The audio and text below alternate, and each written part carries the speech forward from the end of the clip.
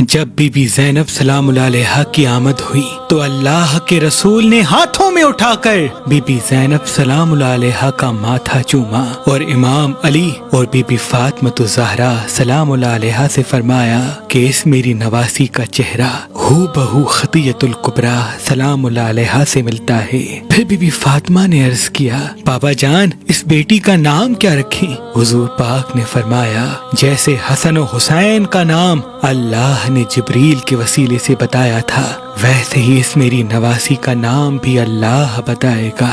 اتنی دیر میں جبریل امین نازل ہوتے ہیں اور کہتے ہیں، یا رسول اللہ، اللہ کا حکم ہے کہ آپ اس شہزادی کا نام زینب رکھیں۔ رسول پاک نے بی بی زینب کے چہرے کو دیکھا، آنکھوں کو نم کیا اور شہزادی کا نام زینب رکھ دیا۔ زینب کا مطلب عربی زبان میں باپ کی زینت ہے اور عبرانی زبان میں مصیبتوں کا قبلہ۔ تاریخ نے لکھا، رسول اللہ اپنی نواسی بی بی زینب بنت علی علیہ السلام سے بے پناہ محبت کیا کرتے۔ آپ اکثر اپنی اس نواسی کے ہاتھوں کو چوما کرتے، کلائیوں کا بوسہ لیتے اور ماتھے کو چوم کے غم زدہ ہوتے۔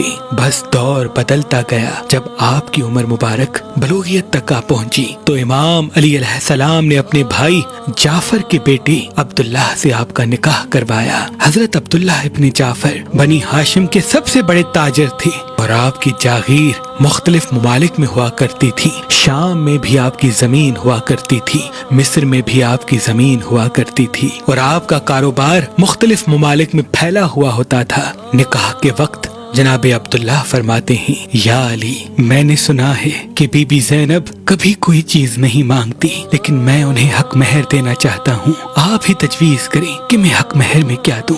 امام علی علیہ السلام نے آنکھوں کو نم کیا اور فرمایا، اے عبداللہ، تمہاری زمین شام میں ہے، اگر مناسب سمجھو تو وہ زینب کو حق مہر میں دے دینا۔ پھر مولا نے فرمایا، اے عبداللہ، ان قریب میرے بیٹے حسین پر ایسی غربت آ جائے گی کہ ان کو اپنے بچوں کے ساتھ مدینہ چھوڑنا پڑے گا۔ جب وہ وقت دیکھو اور زینب تمہارے پاس اجازت لینے کے لیے آ جائے تو اس کو نہ روکنا۔ اور یوں وہ زمین بی بی زینب کو حق مہر میں دی گئی، جہاں آج بی بی زینب کا روزہ مبارک ہے۔ اللہ نے بی بی زینب سلام اللہ علیہا اور حضرت عبداللہ کو دو بیٹوں کی اولاد عطا کی۔ آپ نے بڑے بیٹے کا نام اون اور دوسرے بیٹے کا نام محمد رکھا۔ بس دور گزرتا رہا اور امام علی کی شہادت کے بعد وقت یہاں تک پہنچا کہ امام حسن کے جنازے پر تیر برسنے لگے، اور جب سن 60 ہجری کا سورج طلوع ہوا تو سادات اتنے غریب ہو گئے کہ ان کو مدینہ چھوڑنا پڑ گیا۔ امام حسین نے جناب عباس کو تمام بیبیوں اور جانے والوں کے نام لکھوائے۔ ان میں سے 2 بیبیوں کے نام نہیں تھے۔ ان میں سے ایک بی بی سغرا بنت امام حسین تھی اور دوسری بی بی زینب بنت علی۔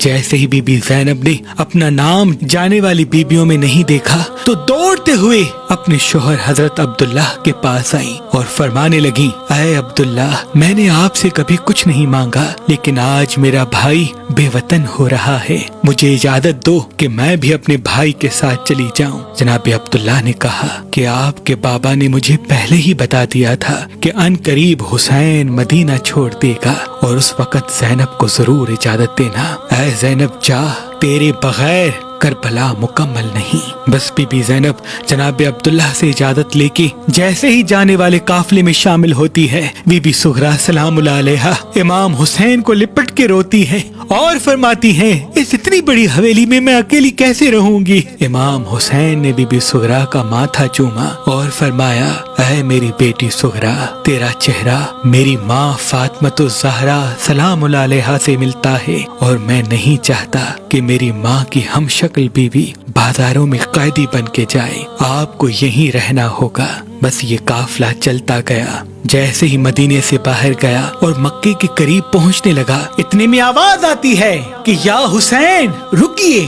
جناب عباس نے جیسے ہی جناب عبداللہ کی آواز سنی تو دوڑ کے جناب عبداللہ کے پاس آتے ہیں۔ جناب عبداللہ فرماتے ہیں، مجھے زینب کی اماری تک لے کے چلو۔ بی بی زینب نے جیسے ہی جناب عبداللہ کو دیکھا تو رو کے فرمانے لگی، اے عبداللہ، آج مجھے نہ روکنا ورنہ زینب آج یہیں مر جائے گی۔ جناب عبداللہ نے فرمایا، اے زینب میں تجھے روکنے نہیں بلکہ اپنے 2 شہزادے تجھے دینے آیا ہوں. اگر میرے آقا حسین پہ کوئی برا وقت آ جائے تو ایک شہزادہ اون میری طرف سے حسین پہ قربان کرنا اور دوسرا شہزادہ محمد اپنی طرف سے حسین پہ قربان کرنا. اور یوں یہ 2 شہزادے قافلے میں شامل ہو گئے. بس یہ قافلہ مکے سے کربلا کی طرف جیسے آتا ہے تو سادات پہ سختیاں بڑھنے لگتی ہیں. اور جب 9 محرم کی رات آتی ہے تو ہر ماں اپنے بچے سے یہ وصیت کرتی ہے. کوئی بی بی علی اکبر کو وصیت کر رہی ہے, کوئی بی بی جناب قاسم کو وصیت کر رہی ہے, کوئی بی بی 6 ماہ کے معصوم علی اصغر کو وصیت کر رہی ہے کہ آپ سب کو کل بی بی فاطمہ زہرا سلام اللہ علیہا کے بیٹی کے قدموں پہ قربان ہونا ہے. اتنے میں جیسے ہی بی بی زینب کے خیمے سے امام کا گزر ہوا تو آپ نے سنا بی بی کے خیمے سے آواز آ رہی تھی کہ اے اون و محمد, تمہارے دادا جعفر تیار ہیں اور تمہارے نانا حیدر کرار. اے میرے بچوں, کل ایسے لڑنا کہ میدان ہل جائے اور امام حسین کو ذرا سی بھی تکلیف نہ ہونے پائے. بس صبح کا سورج طلوع ہوتا ہے, ہر کوئی شہادت کا جام پینے کے لیے میدان میں جاتا ہے. بی بی زینب بار بار دیکھتی ہیں کہ اون و محمد ابھی تک زندہ ہیں. بی بی فضا دست ادب کو جوڑ کے عرض کرتی ہیں, اے شہزادی, جب اون و محمد اپنے ماموں امام حسین کے پاس اجازت لینے کے لیے جاتے ہیں, امام حسین دونوں شہزادوں کے چہرے کو دیکھ کے انہیں اجازت نہیں دیتے. بی بی زینب نے امام حسین سے گزارش کی کہ اے میرے بھائی, ان دونوں بچوں کو اجازت دیجیے. اور جناب اون و محمد سے کہا, میری 2 وصیتیں ہیں. پہلی وصیت کہ عمر بن سعد نے ہم سادات پہ ظلم کیا ہے, میرے بھائی حسین کو تکلیف دی ہے. اے اون, عمر بن سعد پہ حملہ کرنا اور اس کو فنار کرنے کی کوشش کرنا. اور پھر دونوں شہزادوں سے کہا, جنگ لڑتے لڑتے جیسے ہی نہر فرات سے گزرو تو بھول کے بھی پانی نہ پینا. اے میرے شہزادوں, یہ یاد رکھنا کہ حسین پیاسا ہے, حسین کا اصغر پیاسا ہے, خیام میں بی بی سکینہ پیاسی ہے. بس اون کو امام حسین گھوڑے پہ سوار کرتے ہیں اور محمد جو بی بی زینب کا چھوٹا بیٹا تھا ان کو جناب عباس سوار کرتے ہیں. اور دونوں ہی شہزادے جیسے میدان میں جاتے ہیں ایک کوہرام برپا ہو جاتا ہے, فوج ہلنا شروع کر دیتی ہے. جناب اون ایسا حملہ کرتے ہیں کہ فوج کو چیر کے عمر بن سعد کے خیمے تک آ جاتے ہیں اور اپنا نیزہ خیمے میں مارتے ہیں. عمر بن سعد خیمے کو چھوڑ کے بھاگ جاتا ہے. تمام فوج شہزادے کو گھیر لیتی ہے اور وہاں معصوم محمد لشکر سے لڑتا رہتا ہے. بالآخر جیسے ہی عمر بن سعد خیمے سے بھاگتا ہے تو آپ خیمے سے باہر آ کے لشکر کو چیرتے ہوئے آگے بڑھتے ہیں. تاریخ نے لکھا 735 یزید کے سپاہیوں کو جناب اون نے فنار کیا. بس لشکر نے سوچا یہ علی کا نواسا ہے, اس کو شہید کرنا بہت مشکل ہے. اتنے میں کوئی آواز دیتا ہے کہ خیام سے آپ کی ماں آپ کو بلا رہی ہے. جیسے ہی جناب اون نے خیمے کی طرف دیکھا تو پیچھے سے سر پہ کوئی گرز مارتا ہے, کمر میں کوئی نیزہ مارتا ہے. آپ گھوڑے کی زین سے زمین پہ آتے ہیں اور وہاں جناب محمد نے جیسے ہی اپنے بھائی کو گرتے ہوئے دیکھا, آپ اپنے بھائی کی مدد کے لیے بڑھتے ہیں اور تمام فوج اکٹھا حملہ کرتی ہے. جناب محمد کی پیٹھ پہ وار کرتے ہیں اور جناب محمد گھوڑے سے گر جاتے ہیں. اتنے میں گھوڑے دوڑنا شروع کرتے ہیں, جسم کو پامال کر دیتے ہیں. یہ منظر جیسے ہی جناب عباس و امام حسین نے دیکھا, آپ دوڑتے ہوئے میدان میں آتے ہیں اور دونوں شہزادوں کو اپنی گود میں اٹھا کے خیمے میں لے کے آتے ہیں. تمام بیبیاں دونوں بچوں کو دیکھ کے روتی رہتی ہیں. محمد کا لاشا پامال اور جناب اون کا پورا جسم زخمی. اتنے بھی جناب اون کی آنکھیں کھلنے لگی اور وہ آواز دینے لگا, اے میری ماں آپ کہاں ہیں؟ بیبیوں نے ادھر ادھر دیکھا, بی بی زینب کو نہ پایا. امام حسین نے کہا زینب کو بلاؤ. جیسے ہی بی بی فضا بی بی زینب کے خیمے میں جاتی ہے, آپ شکر کا سجدہ فرما رہی تھی اور اللہ سے کہہ رہی تھی, اے میرے اللہ, میرے دونوں بچوں کو میں نے اپنے حسین پہ قربان کر دیا, ان کی قربانی قبول کرنا. بی بی فضا شہزادی کے قریب آ کے عرض کرتی ہیں کہ اے شہزادی, دونوں شہزادوں کے جسم خیموں میں آ چکے ہیں. اون اپنی آخری سانسیں لے رہا ہے اور آپ کو یاد کر رہا ہے. بی بی زینب جیسے ہی جناب اون کے سر کو اپنی گود میں رکھتی ہیں, جناب اون اپنی آنکھیں کھولتے ہیں. بی بی زینب نے جناب اون اور محمد کا ماتھا چوما اور یوں دونوں بچے اپنے مالک حقیقی سے جا ملتے ہیں. تاریخ نے لکھا امام حسین کی شہادت کے بعد جب خیام چلنے لگے ساری بیبیاں اپنے وارثوں کو رو رہی تھیں. 2 لاش زمین کربلا پہ ایسے ہی پڑے تھے. شمر ہنس ہنس کے کہنے لگا اے سجاد کیا ان 2 شہزادوں کی ماں مر چکی ہے کہ کوئی بھی ان کی لاش پہ نہیں روتا؟ اتنے میں بی بی زینب جو امام حسین کی لاش پہ بیٹھے ہوئے رو رہی تھی وہ اللہ سے التجا کرتی ہیں کہ کاش ان کی ماں مر جاتی اور یہ منظر نہ دیکھتی. بی بی زینب پورے سفر میں امام حسین کو روتی رہی، کبھی بھی اپنے بچوں کو یاد نہ کیا. بالآخر جب یہ قافلہ 2.5 سال کی قید کے بعد رہا ہوا مدینے پہنچا تو بی بی زینب جیسے ہی اپنے گھر آتی ہے تو چیخ کے رونے لگتی ہے. جناب فضا پوچھتی ہیں اے زینب پورے رستے آپ امام حسین کو روتی رہی، پھر سے آپ کو آپ کے بھائی یاد آ رہے ہیں؟ بی بی زینب جواب نہیں دیتی. جناب فضا نے کہا کیا علی اکبر یاد آ رہا ہے؟